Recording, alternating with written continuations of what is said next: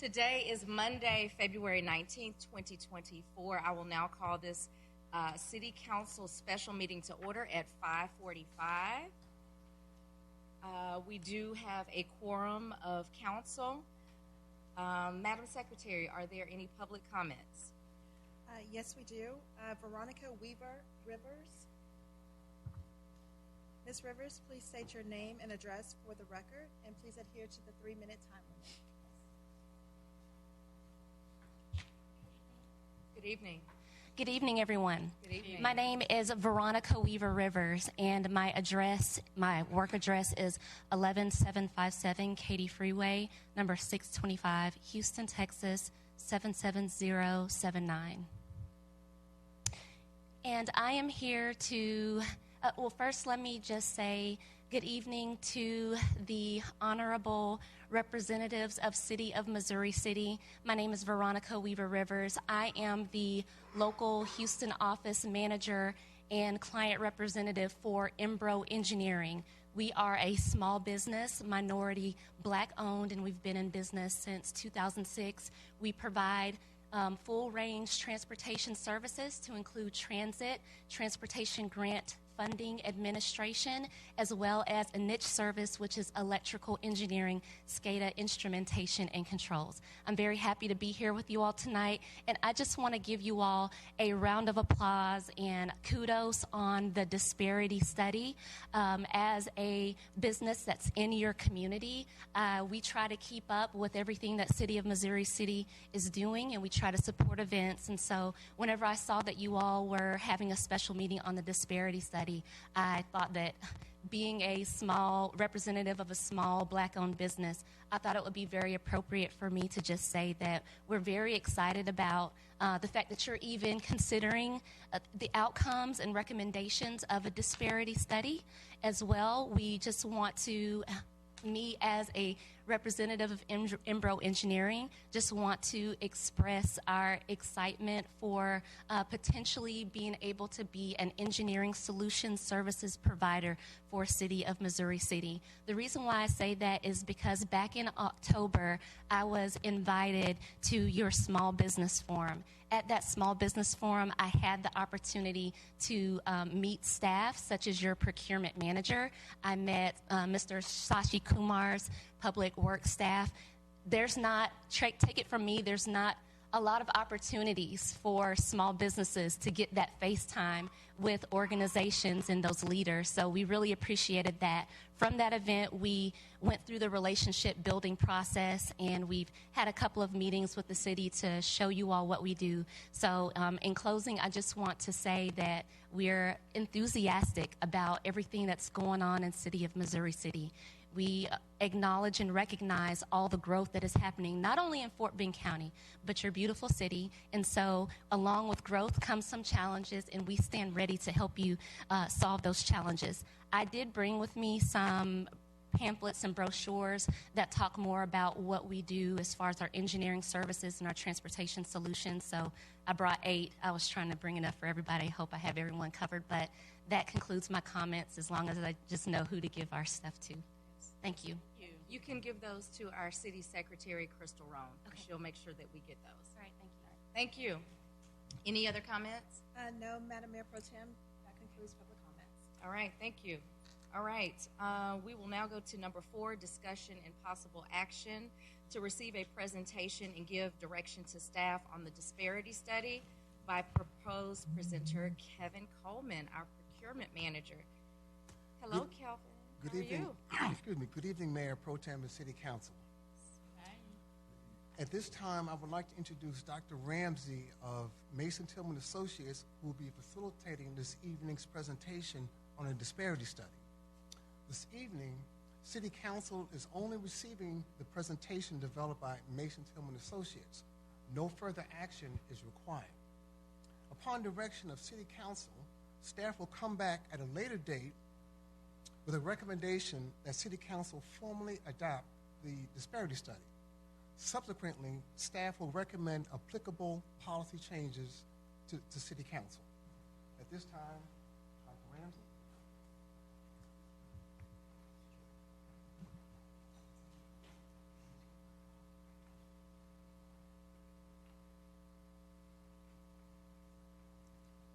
afternoon. Good afternoon.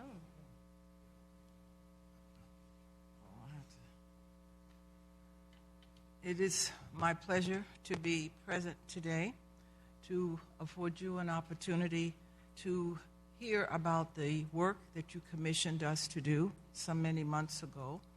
And with me this evening is Don O'Bannon, who is our legal advisor, who has been the person who's ensured that the product that we produce for you is legally sound, and Mr. Goodwill Pierre, who is our local sub-consultant, who made sure that the ears were on the ground and that all persons that wish to be heard were afforded that opportunity. So for us, we are very fortunate to have had a team and to have been able to perform this very important study at a time that has become increasingly more important, and Don can speak to that in a minute, that having the types of data that you commissioned us to perform is absolutely essential if you wish to have equity in the delivery of your procurement services. And so this study was commissioned to determine if minority-owned and women-owned businesses had parity in the award of contracts that the city issued over the period 2016 to 2020 in which we studied. And these results are presented in a report which has been provided to you, and it produces the detailed findings and recommendations and modifications to city's current procurement policies that we believe, supported by the statistical data that is delivered in that report, and it meets the standard that the U.S. Supreme Court set forth in its decision on the 23rd of January, 1989. Don is going to discuss those standards with you, and then I will discuss the study findings. Thank you very much. Very briefly, these studies really are guided by the case law, and they're founded on a 1989 decision in which the standard of review for race-conscious programs was changed from what was then a reasonable basis test to strict scrutiny. For those of you who, have a background in law, strict scrutiny is the most rigorous form of scrutiny that the courts bring to bear on situations involving programs such as the use of race. It is the highest standard of scrutiny. When I was in law school, it was strict in scrutiny, fatal in fact, was the statement, because it was very difficult for any program to survive that type of rigorous analysis. But the Supreme Court in City of Richmond v. Croson announced a two-pronged test. And that two-pronged test is, one, there has to be a compelling interest. That compelling interest is established by having a strong basis in evidence for a race-based program. Having a strong basis in evidence is grounded as a predicate in having a statistically significant disparity between utilization and availability. A statistically significant disparity between utilization and availability. If you have that, there is a rebuttable presumption of discrimination, and you have established a compelling interest. The second prong of the test is that the program must be narrowly tailored, i.e. the remedies are documented against the discrimination. In the case of the City of Richmond, they had Eskimos who were part of the program, and the court said, no, your remedy is overbroad. I don't know that many Eskimos trying to do business with the City of Richmond, and therefore they struck down that program portion as being overbroad. So it has to be narrowly tailored. Now, what does that mean? It means that the disparity findings are race, gender, and industry specific. Gender is not governed by City of Richmond. It comes under a different standard called intermediate scrutiny, but we do our analysis on this using our platform for race-based measures. Some subcontract goals are limited to ethnic and gender groups in industries with disparity findings, and goals are defined by the availability of the ethnic and gender groups with disparities in an industry. And as many of you have probably read, there was a decision recently by the Supreme Court, Students for Fair Admission versus Harvard University and University of North Carolina. That decision was not a public contracting decision, but it was an analysis of race. And that decision has spawned significant litigation nationwide on the use of race-based measures, both with the DBE program. Recently, the city of Houston was sued on a case in quoting in part some of the language from that Students for Fair Admission. So you're definitely in challenging times, but all times generally are challenging, and we just have to meet that challenge. With that, I turn the microphone back over to Dr. Ramsey.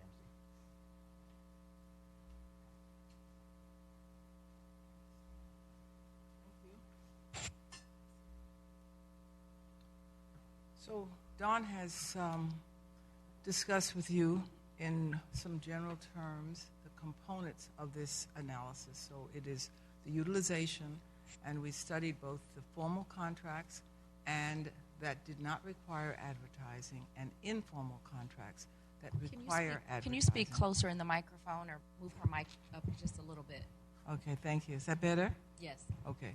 So we studied both formal contracts that require public advertising and informal contracts. So there are two levels on which this analysis was performed.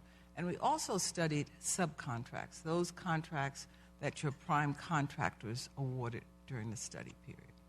And the availability, which is some referred to as the Achilles heel, is a standard that requires an examination of businesses in your marketplace that are both willing and able to perform the study.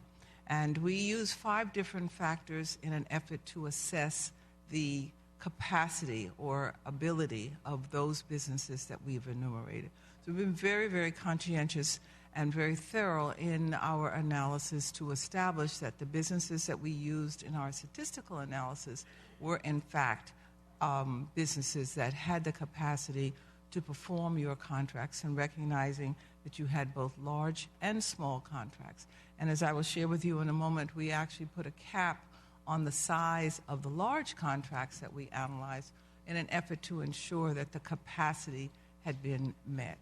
And once we had identified all of your prime contracts, separate research to identify the subcontracts, then we took those 2 groups of contracts, divided into the prime contracts into formal and informal, and we compared that to the businesses that were willing and able to do business for you.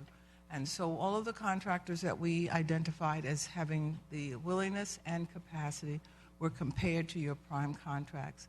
And then for the subcontracts, we used the businesses as available, those who in fact had received a subcontract, and those businesses who had received a formal contract but performed the type of services that your subcontractors perform. So it was a more narrow slice of the availability pool. And then that was compared. And the standard is that the actual dollars spent with each group in each industry should be equal to the availability of each group in each industry, and that's parity.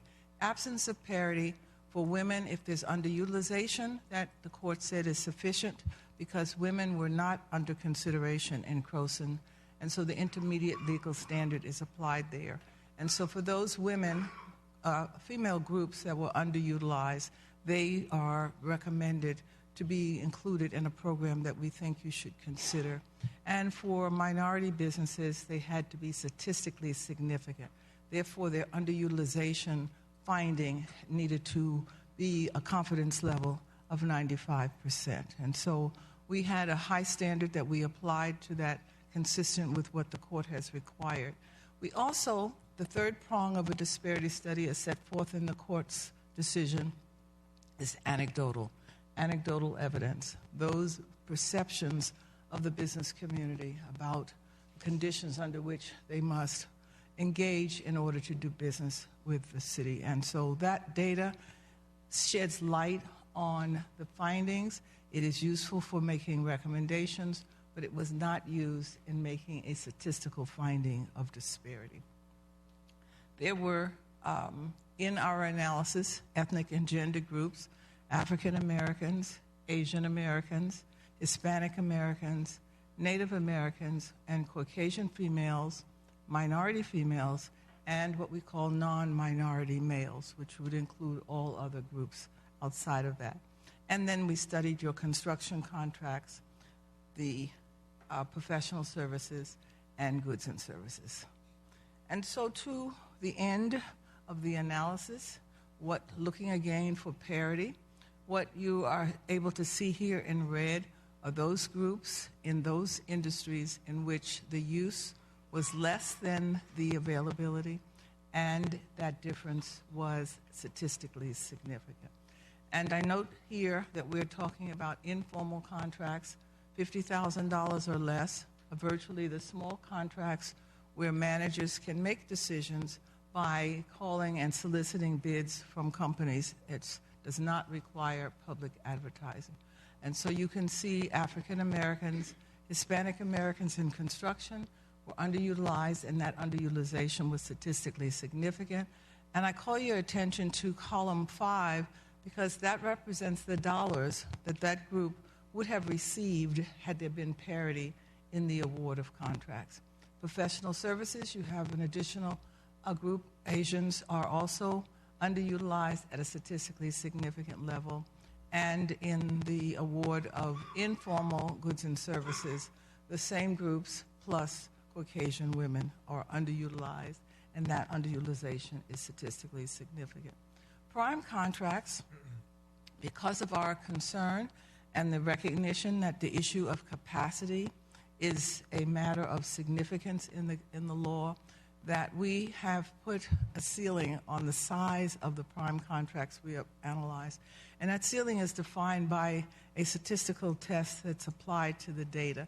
But effectively what it has done is taking out of the analysis those contracts that we would call outliers, the extraordinarily large contracts that if they were left in the disparity analysis would have skewed the data. And so with that decision having been made, we have 3 different thresholds, which is a function of the size of and the number of outliers that had to be removed from the analysis. And so in so doing, you're now limiting the capacity needed to perform the contracts. And again, you can see with the red, the groups that had a statistically significant underutilization. So for construction, African Americans and Caucasian females lost dollars because they did not have parity in the award of contracts. That same group in professional services and goods and services, you also have Hispanic Americans who were underutilized at a statistically significant level. And so that's the finding on the prime contracts. On the subcontracts, we analyzed subcontracts at 2 different industries. Goods and services are very elusive and very difficult to identify subcontracting opportunities, and so the analysis is limited to just construction and professional services. And again, you can see in construction, there are 3 groups that were underutilized at a statistically significant level, and in column 5, you can see again the dollars that those groups lost. Had there been parity in the award of contracts, they would have had more dollars received by those groups. And in professional services, you have African Americans and professional services. Again, statistically significant underutilization. So with these findings and with the input from the anecdotal information and on our assessment of best practices in the procurement public contracting, we offer you a number of recommendations for your consideration.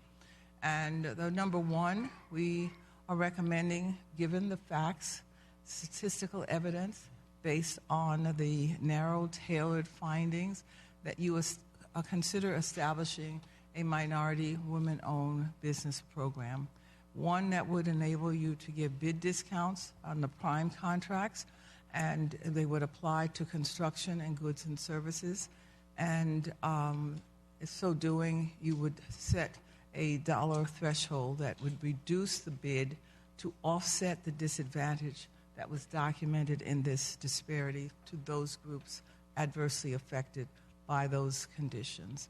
And also, if you did that and established such a program, that you want to require goal attainment at bid opening, as opposed to allowing a bid to be submitted and then asking the prime contractor for goal attainment. So the integrity of the program is very important if you should choose to do that. You also are obligated by law to have options for good faith effort in the event that the conditions are such that a prime contractor cannot meet the goal because their firms are not available. And that should be a quantified set of standards which we've set forth in the report for your consideration. We also, the findings for subcontracts, that you should consider having subcontract goals apply to those prime contracts and have those goals limited or be narrowly tailored for those groups that had a statistically significant disparity.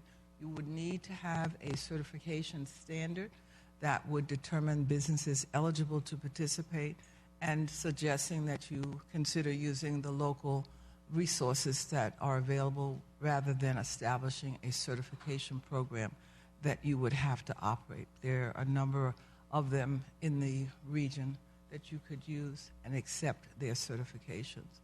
So in the event that you do establish a MWBE program and you had subcontracting goals, it is important not only that the goals, the utilized subs be listed in the bid and proposal, but that you verify that those subcontractors can perform a commercially useful function, that they're listed to install rebar and that they have the capacity and that are engaged in the installation of rebar. So you want to make sure that, again, your program has integrity. You want to require any firms that are utilized, listed in the bid, that they actually get to perform the work during the life of the contract. And so having formal substitution requirements where the prime contractor has to, in fact, get your approval before moving forward with self-performing the work or using another consultant. And it's important to have that. You also want to have penalties for non-compliance, and you want to ensure that prime contractors are not permitted in submitting their bids to tell subcontractors that they will list them, but they have to work for that prime exclusively. And that limits the opportunity, and that's a practice that's pretty pervasive, that the prime will tell the sub, I will list you, but only if you agree to not list with any other bidder. And you want to ensure that you have diversity on the evaluation committees. It is our experience and our assessment, given the data, that one of the reasons that you have the disparity on the professional service side is that your evaluation committees are not sensitive to the objective of ensuring parity and encouraging businesses to, one, participate and affording them an opportunity to be considered fairly in that process. So you have a small business advisory committee. We suggest that you empower it, expand it, and have it serve to assist you in any programmatic changes that you determine should be appropriate, and to produce quarterly and minority women business enterprise report so that you can be shared with you by the prime, and giving the information to the city and your managers to you and to the public to ensure that that progress that's being made and the actual performance is being reported. And with a new program or any amendments to what you currently have, it's important to let the business community know of the changes. And so we suggest that you market your progress and your program to the public. And to establish also a service-disabled, veteran-owned business program. It is a program that is nationally being employed in many jurisdictions by agencies here in your region, and we think it is an appropriate service to provide to our service-disabled veterans to actually have a program with goals and with expectation and requirements for the participation. And we think, too, a best management practice is to increase the lead time given your vendors. Vendors that have a relationship with the city find it much easier to prepare a proposal or a bid in short term because they know the players and know what your expectations are. But you really need to consider making that lead time adequate for all vendors to be able to prepare a responsive proposal. And again, substitutions, establish a dispute resolution standard so that your subcontractors in dealing with their primes have a formal method to raise issues as well as the prime to raise issues with the city. And certainly as you move forward and diversify your prime contractor base, you will have contractors entering into contracting with you that have no formal relationship with you or your managers, and they do need to have an avenue to express their concern and to be able to get a timely response. And we think that there's a lot of savings, cost savings, if you publish your payments to your primes. Primes don't have to call you to ask if they have, when their payment is forthcoming, and the subs will know when their primes have been paid. And we think, again, it's a good practice to do so. The state has some prompt payment provisions, and we think they should be incorporated in your procurement process as well. And then to have reporting of subcontractors on a quarterly basis, to provide debriefing sessions for your unsuccessful bidders so they can better understand. And those are debriefing sessions where the information from the evaluation panel should be readily available to businesses as well as the scores that were issued. And then to... We do have about 10 minutes left, so All right. I'm going to ask that you, because this report is for information purposes, we have a 6:30 council meeting, and we do Okay. have an executive session, so if you can just kind of... Get to the end. I have it. Thank you very much. As long as you don't push the button on me, I'll bring it down. No button pushed. Thank you. So let me close by saying that we think there's some next steps, and Mr. Coleman has already indicated the intent to bring forward to the City Council, if it is your pleasure, the study for adoption. And then this next step would be to draft ordinance for the program that you deem to be appropriate, and to then move to staff the department and to market the programs to afford the business community an opportunity to benefit from the kind of contracts that you have and the willingness to engage and create a more diverse business community. And I thank you for, again, the opportunity to perform this study and to bring our findings to you this evening. And with that, I will put the mic down. Thank you. I don't see anyone in the... I have one. Okay. I see recognizing Councilmember Maroulis. In the next presentation that you bring before us, can you provide some comparative data? Like, how do we look compared to maybe the county or other cities? Because some of those numbers stood out a lot, but I'd like to know kind of where the baseline is and how we compare to other cities. Okay. I might say to you, we've done now 165 studies around the country, from New York City to City of Houston.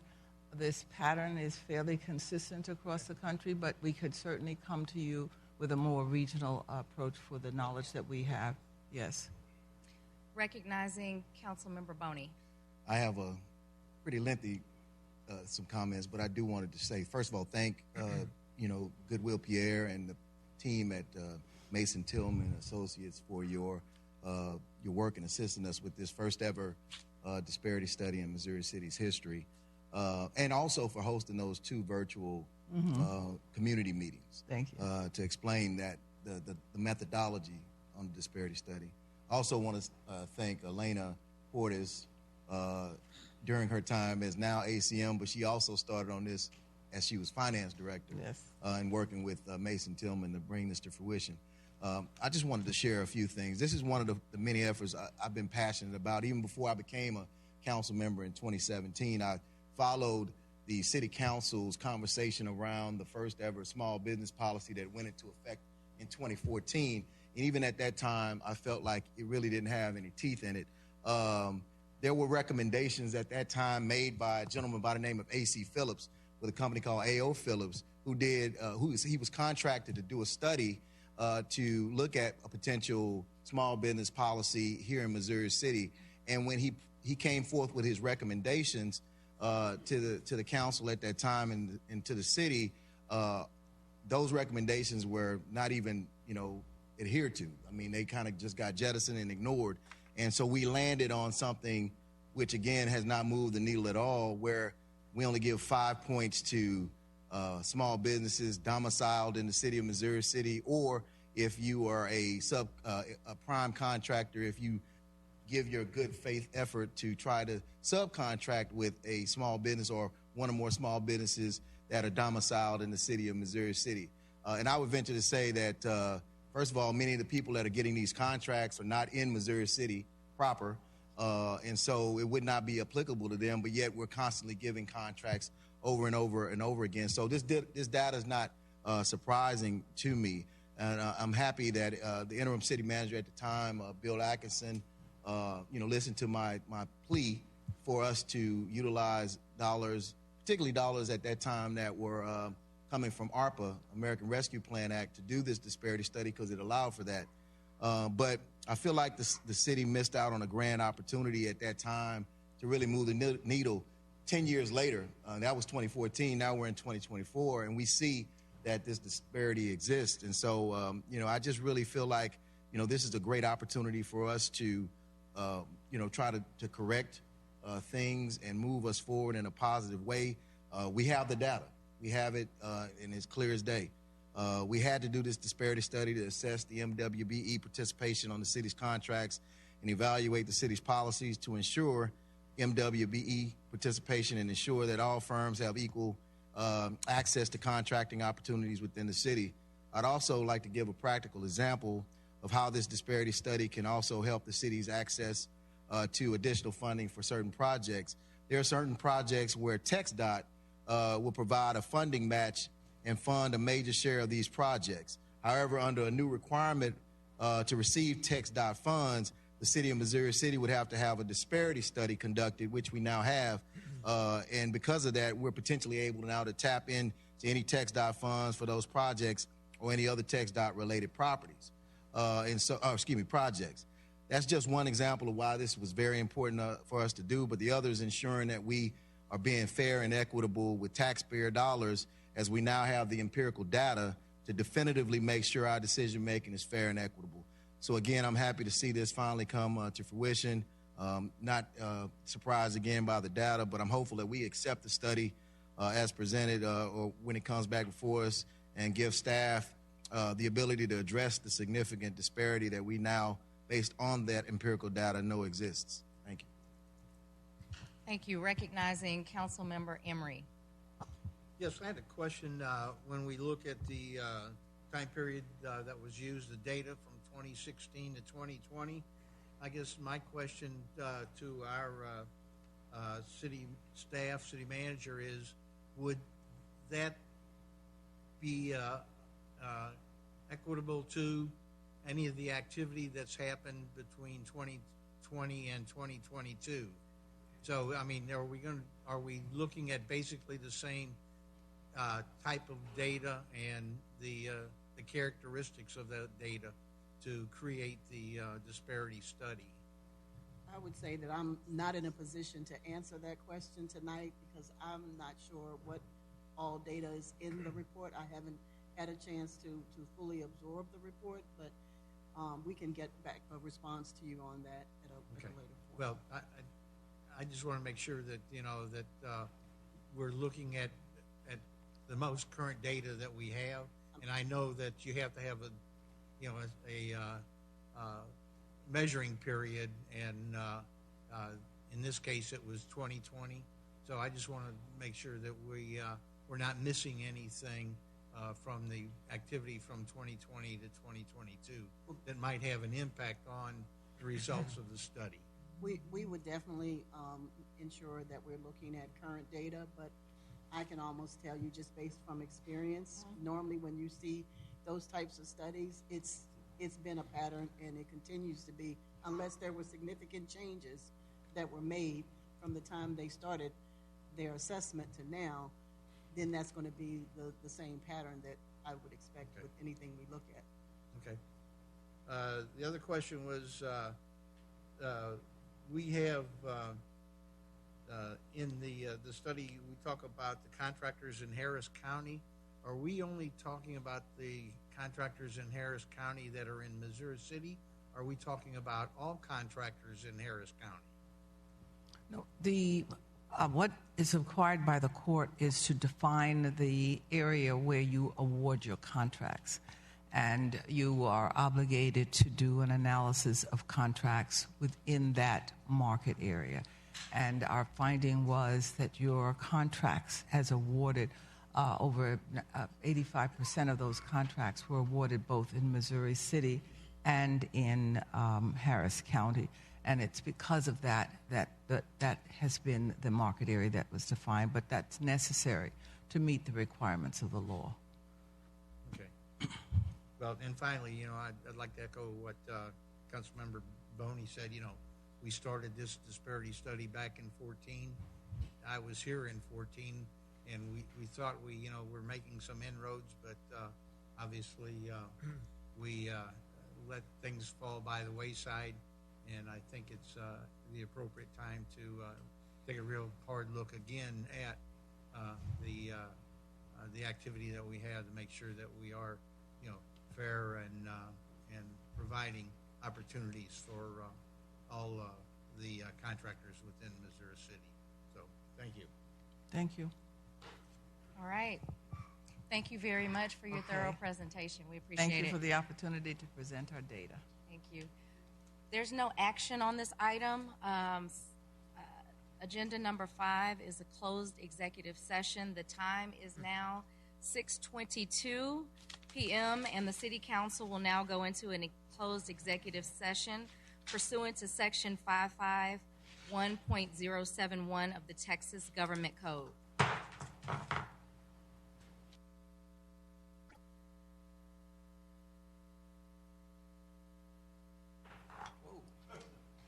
Did y'all hear that? Order in the court. It's now 6:36, and City Council will now close the executive session. There are no action items. We will adjourn the special City Council meeting at 6:36 with no further business.